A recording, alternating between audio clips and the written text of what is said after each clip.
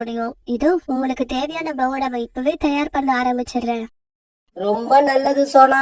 சாயங்காலம் 6 மணிக்கெல்லாம் பக்கோடாவை கொண்டு வந்து வீட்டுல கொடுத்துடு. இப்படி சொல்லிட்டு கழுகாக்கா அங்கிருந்து பறந்து போயிடுச்சு. உடனே சோனா குருவி தாங்கிட்ட இந்த பணத்தை எல்லாம் எடுத்து தன்னோட பையன் குக்கு கிட்ட கொடுத்து இப்படி சொல்லுச்சு. குக்கு, சீக்கிரமா போய் இந்த பணத்துக்கு என்ன வெங்காயம் வாங்கிட்டு வா. பணத்தை வாங்கின குக்கு உடனே வெங்காயம் வாங்கிட்டு வரதுக்காக மார்க்கெட்டை நோக்கி பறக்க ஆரம்பிச்சான். இதையெல்லாம் பார்த்துட்டு இருந்த குருக்காக உடனே தன்னோட வீட்டுக்கு பறந்து போச்சு. காலுஜி, அந்த சோனா குருவி ரொம்பவும் அவமானப்படுத்திருச்சு. அதுக்கு சரியான பாடம் கத்து கொடுக்கணும்.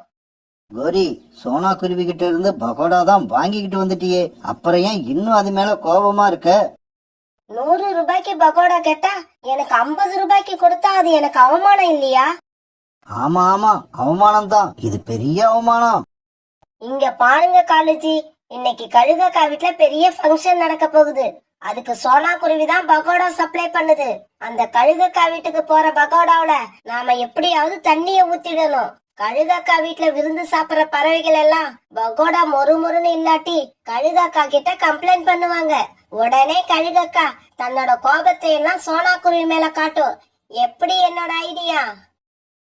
இதே சமயம் சோனா குருவி கழுகாக்கா வீட்டு விருந்துக்காக ரொம்பவும் மும்பரமா பகோடா தயார் பண்ணிக்கிட்டு இருந்தது.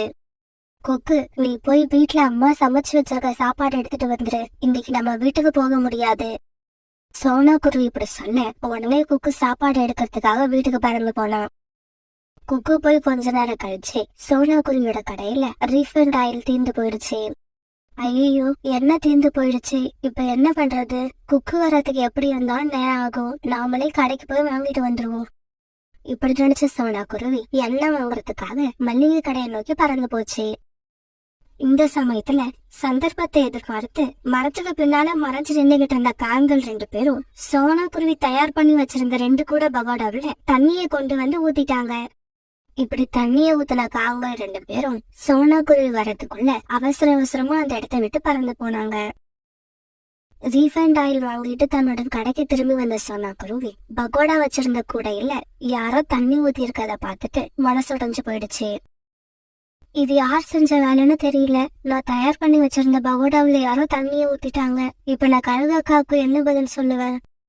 இந்த சமயத்துல சாப்பாடு எடுக்க போன கொக்கு சாப்பாடு எடுத்துக்கிட்டு திரும்பி வந்துட்டான். இப்படி வந்த கொக்கு நடந்ததை பார்த்துட்டு அதிர்ச்சி ஆயிட்டான். அம்மா, இப்படி நடக்கும்னு நானும் எதிர்பார்க்கல. பகோடா தயார் பண்ணி கொடுத்தாதான் கழுகு ஆண்டி பணம் கொடுப்பாங்க.